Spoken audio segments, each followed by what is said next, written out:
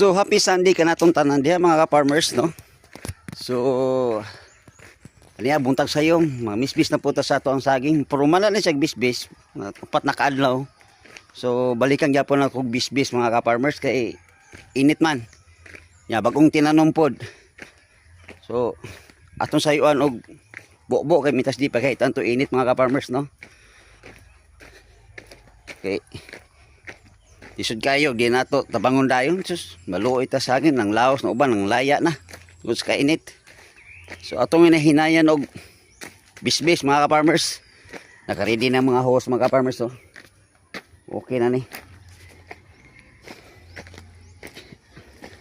Galo na ninyo tao eh. Okay kay uwan. So, mo na itong mga tinanong bago mga ka-farmers. Kani dire. Dire. Ano siya diha mga bago na. So ato na siyang atimanon og bisbis mga ka-farmers para makasurvive sila sa init, di ba? Naka-ready na niya atong hose mga ka-farmers oh.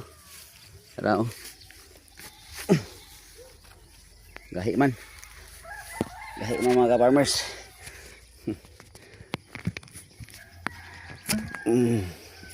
Tara mga farmers, susugay tubig.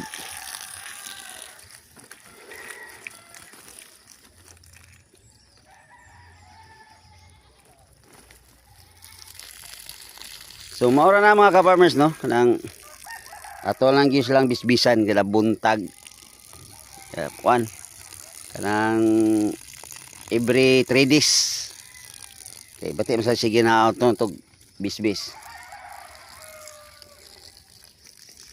Okay mga ka-farmers, thank you for watching. Bye bye.